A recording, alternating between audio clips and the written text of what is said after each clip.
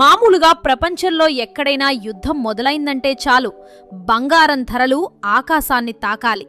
ఎందుకంటే యుద్ధం లేదా ఆర్థిక అనిశ్చితి ఉన్నప్పుడు అందరూ తమ డబ్బును సేఫ్గా ఉంచుకోవడానికి బంగారాన్ని ఒక సురక్షితమైన ఆశ్రయంగా భావిస్తారు. కానీ ప్రస్తుతం జరుగుతున్న యుద్ధ వాతావరణంలో సీన్ మొత్తం రివర్స్ అయిపోయింది.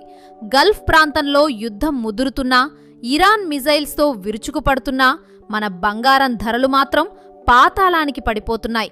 మరి ఒకే రోజులో వేల రూపాయల పతనం వెనుక ఉన్న అసలు రహస్యమేమిటి? రానున్న రోజుల్లో బంగారం పరిస్థితి ఏంటి? అసలు యుద్ధం జరుగుతుంటే బంగారం ఎందుకు పడిపోతోంది? ఇలాంటి ఎన్నో ఆసక్తికరమైన విషయాలను ఈ వీడియోలో తెలుసుకుందాం. సో వీడియోని స్కిప్ చేయకుండా చివరి వరకు చూడండి. ప్రస్తుతం మార్కెట్లో ఏం జరుగుతుందో చూస్తే ఎవరికైనా మైండ్ బ్లాక్ అవ్వడం ఖాయం. హైదరాబాద్లోని బులియన్ మార్కెట్లో ఇవాళ అంటే మార్చి 23వ తేదీన బంగారం ధరలు ఊహించని విధంగా భారీగా పతనమయ్యాయి. 24 క్యారెట్ల స్వచ్ఛమైన బంగారం ధర 10 గ్రాములకు ఒక్కరోజే 5,950 తగ్గి 1,40,020కి చేరుకుంది. ఇక మనం ఆభరణాల కోసం ఎక్కువగా వాడే 22 క్యారెట్ల బంగారం ధర కూడా 5,450 తగ్గి 1,28,350 వద్దకు పడిపోయింది. ఇక 18 క్యారెట్ల బంగారం పరిస్థితి కూడా అలాగే ఉంది. ఇది 4,460 తగ్గి 1,05,020కి చేరింది. ఒక్కసారి ఆలోచించండి, జనవరి 29న ఉన్న ఆల్ టైమ్ హై ధర 1,78,850తో పోలిస్తే ఇప్పుడు బంగారం ఏకంగా 38,830 తక్కువకే దొరుకుతోంది. ఇక వెండి పరిస్థితి అయితే ఇంకా దారుణంగా ఉంది. కిలో వెండి ధర ఇవాళ ఒక్కరోజే 20,000 తగ్గి 2,30,000 వద్ద ట్రేడ్ అవుతోంది. ఒకప్పుడు కిలో వెండి 4,25,000 వరకు వెళ్ళిందంటే అక్కడి నుండి దాదాపు 1,95,000 తగ్గిందన్నమాట. సాధారణంగా యుద్ధం సమయంలో స్టాక్ మార్కెట్లు పడిపోవాలి, బంగారం పెరగాలి. కానీ ఇప్పుడు యుద్ధం మొదలైనప్పటి నుండి స్టాక్ మార్కెట్ 12% పడిపోతే బంగారం అంతకంటే ఎక్కువగా 18% పడిపోయింది. ఇక వెండి అయితే రీసెంట్ హైస్ నుండి చూస్తే ఏకంగా 47% పతనాన్ని చవిచూసింది. అయితే యుద్ధం జరుగుతుంటే బంగారం ధరలు ఎందుకు పడిపోతున్నాయి అనే దానికి ప్రధానంగా కొన్ని బలమైన కారణాలున్నాయి. మొదటిది మార్జిన్ కాల్స్ ట్రిగ్గర్ అవ్వడం. ఇది వినడానికి కొంచెం టెక్నికల్గా ఉన్న చాలా సింపుల్ లాజిక్. పెద్ద పెద్ద ఇన్స్టిట్యూషనల్ ఇన్వెస్టర్లు రకరకాల అసెట్ క్లాసెస్లో అంటే స్టాక్స్లో, రియల్ ఎస్టేట్లో మరియు గోల్డ్లో పెట్టుబడి పెడతారు. స్టాక్ మార్కెట్లు భారీగా పడిపోయినప్పుడు వారు అక్కడ ఎదురయ్యే నష్టాలను భర్తీ చేయడానికి లేదా వారు తీసుకున్న పొజిషన్లను కాపాడుకోవడానికి నగదు అవసరమవుతుంది. ఆ సమయంలో వారి పోర్ట్ఫోలియోలో లాభాల్లో ఉన్నది బంగారం మాత్రమే కాబట్టి ఆ లాభాలను బుక్ చేసుకుని బంగారాన్ని విక్రయిస్తారు. ఇలా ఒక్కసారిగా భారీ స్థాయిలో అమ్మకాలు జరగడం వల్ల బంగారం ధరలు పడిపోతున్నాయి. 2008 ఫైనాన్షియల్ క్రైసిస్ సమయంలో మరియు 2022 రష్యా ఉక్రెయిన్ యుద్ధం ప్రారంభంలో కూడా సరిగ్గా ఇదే జరిగింది. ఇంకా రెండవ అతి ముఖ్యమైన కారణం అమెరికా డాలర్ బలపడడం మరియు ఫెడ్ వడ్డీ రేట్లు. అమెరికా సెంట్రల్ బ్యాంక్ అయిన ఫెడ్ ఇన్ఫ్లేషన్ పెరుగుతున్న నేపథ్యంలో వడ్డీ రేట్లను తగ్గించే నిర్ణయాన్ని వాయిదా వేసింది. దీనివల్ల అమెరికా బాండ్ల మీద 4 నుండి 5% వరకు రిస్క్ లేని వడ్డీ లభిస్తోంది. అలా ఇన్వెస్టర్లు ఎప్పుడు, ఎక్కడ తక్కువ రిస్క్తో ఎక్కువ లాభం వస్తుందో అటువైపే మొగ్గు చూపుతారు. బంగారం మీద ఎటువంటి వడ్డీ రాదు, కేవలం ధర పెరిగితేనే లాభం. కానీ డాలర్ బాండ్లలో పెట్టుబడి పెడితే డాలర్ విలువ పెరగడంతో పాటు వడ్డీ కూడా వస్తుంది. అందుకే పెద్ద ఇన్వెస్టర్లు బంగారాన్ని వదిలి డాలర్ వైపు మళ్లుతున్నారు. ఇది బంగారానికి నెగిటివ్గా మారింది. మూడవ కారణం మొమెంటం షిఫ్ట్ అవ్వడం. ప్రస్తుతం క్రూడ్ ఆయిల్ మరియు న్యాచురల్ గ్యాస్ ధరలు భారీగా పెరుగుతున్నాయి. షార్ట్ టర్మ్ ట్రేడర్లు బంగారం నుండి తమ పెట్టుబడులను తీసి క్రూడ్ ఆయిల్ వెనుక పరిగెత్తుతున్నారు. దీనివల్ల టెంపరరీగా గోల్డ్ ప్రైస్లో భారీ పతనం కనిపిస్తోంది. ఇక్కడ మనం ఒక ఇంట్రెస్టింగ్ పాయింట్ గురించి మాట్లాడుకోవాలి. ఇప్పుడు మార్కెట్లో ఒక చర్చ తెగ నడుస్తోంది.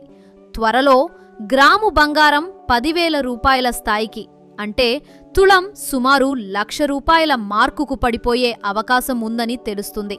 అంటే ఇప్పుడున్న ధర మరింత తగ్గి 1,00,000 రూపాయల స్థాయికి చేరుతుందా అని చాలామంది వేచి చూస్తున్నారు.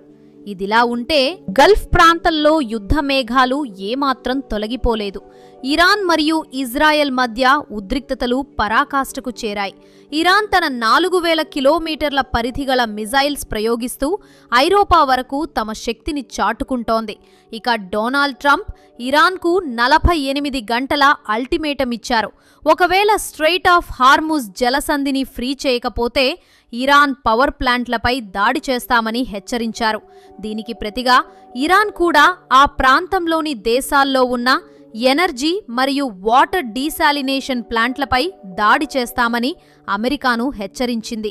ఇక్కడ మనం గమనించాల్సింది ఏమిటంటే కువైట్ లాంటి దేశాలకు 90% తాగే నీరు ఈ ప్లాంట్ల ద్వారానే వస్తుంది. ఖతార్కు 99%, సౌదీకి 70% నీరు ఈ ప్రాసెస్ ద్వారానే అందుతుంది. ఒకవేళ నీరు మరియు ఆయిల్ సరఫరా నిలిచిపోతే ఆ దేశాలు చాలా పెద్ద సంక్షోభాన్ని ఎదుర్కొంటాయి.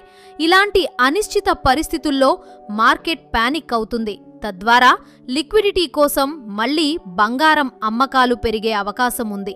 మనం బంగారం పెట్టుబడి గురించి మాట్లాడుకునేటప్పుడు లాంగ్ టర్మ్ రిటర్న్స్ గురించి కూడా తెలుసుకోవాలి. గత 40 ఏళ్ల చరిత్ర చూస్తే బంగారం సగటున 12.6% కాంపౌండింగ్ రిటర్న్స్ ఇచ్చింది. నిఫ్టీ కూడా గత 38 ఏళ్లలో దాదాపు ఇంతే రిటర్న్స్ ఇచ్చింది. అంటే స్టాక్ మార్కెట్ లాగే బంగారం కూడా దీర్ఘకాలంలో సంపదను సృష్టిస్తుంది. అయితే బంగారం ఎప్పుడూ ఒకేలా పెరగదు. కొన్నిసార్లు 8-10 సంవత్సరాల పాటు ఎటువంటి రిటర్న్స్ ఇవ్వకుండా అలాగే ఉంటుంది. ఆ తర్వాత ఒక్కసారిగా భారీగా పెరుగుతుంది. అందుకే బంగారం ధర పెరిగినప్పుడు కొని పడిపోతున్నప్పుడు భయపడి అమ్మేయడం సరైన పద్ధతి కాదు. నిజమైన ఇన్వెస్టర్ ఎప్పుడూ ధర తగ్గుతున్నప్పుడు ఓపికగా కొంచెం కొంచెంగా యాక్యుములేట్ చేసుకుంటూ వెళ్తాడు. ఇక్కడ ఎస్ఐపి విధానం చాలా పవర్ఫుల్ అని చెప్పాలి. ఉదాహరణకు బంగారం ధర 1,50,000 రూపాయల దగ్గర ఉన్నప్పుడు మీరు కొంత కొన్నారు. అది 1,00,000 రూపాయల వరకు పడిపోయింది అనుకుందాం. మీరు ప్రతి నెల కొంత మొత్తాన్ని పెట్టుబడిగా పెడుతూ ఉంటే మీ యావరేజ్ బయింగ్ ప్రైస్ సుమారు 1,20,000 రూపాయల దగ్గరకు వస్తుంది. ధర మళ్లీ పెరగడం మొదలైనప్పుడు మీరు అందరికంటే ఎక్కువ లాభాల్లో ఉంటారు. ల్యాంప్ సమ్గా అంటే ఒకేసారి పెద్ద మొత్తంలో డబ్బు పెట్టడానికి ఇది సరైన సమయం కాకపోవచ్చు. ఎందుకంటే మొమెంటం ఇంకా డౌన్ సైడ్లోనే ఉంది. కానీ నెల నెల కొంచెం కొంచెంగా బంగారాన్ని కొనుగోలు చేయటం ద్వారా మీరు మార్కెట్ వోల్టాలిటీ నుండి తప్పుకోవచ్చు. అవసరానికి బంగారం కొనాలనుకునేవారు ధరతో సంబంధం లేకుండా తమకు వీలైనప్పుడల్లా ఒక్కో వస్తువు కొనుక్కోవడం మంచిది. ఎందుకంటే యుద్ధం ఎప్పుడు ఆగుతుందో ఎవరూ ఖచ్చితంగా చెప్పలేరు. బంగారంతో పాటు వెండి కూడా పారిశ్రామిక అవసరాల వల్ల దీర్ఘకాలంలో మంచి రిటర్న్స్ ఇచ్చే అవకాశం ఉంది. సోలార్ ప్యానెల్స్ తయారీలో వెండి పాత్ర చాలా కీలకం. అయితే వెండి మార్కెట్ చాలా చిన్నది కాబట్టి అందులో ఒడిదుడుకులు ఎక్కువగా ఉంటాయి.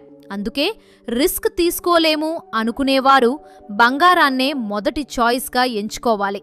అలాగే మీ మొత్తం పోర్ట్ఫోలియోలో బంగారం వాటా 10%కి మించకుండా చూసుకోవడం మంచిది. బంగారం కేవలం ఒక పెట్టుబడే కాదు, అది ఒక ఇన్సూరెన్స్ అసెట్ అని గుర్తుంచుకోండి. మీ ఆర్థిక పరిస్థితి ఇబ్బందుల్లో ఉన్నప్పుడు మిమ్మల్ని కాపాడేది బంగారమే. చూశారు కదా ఫ్రెండ్స్, మరి బంగారం ధరలపై మీ అభిప్రాయంను కామెంట్స్ రూపంలో తెలపండి. మరిన్ని ఇంట్రెస్టింగ్ వీడియోస్ కోసం మా ఛానల్ను సబ్స్క్రైబ్ చేసుకోండి.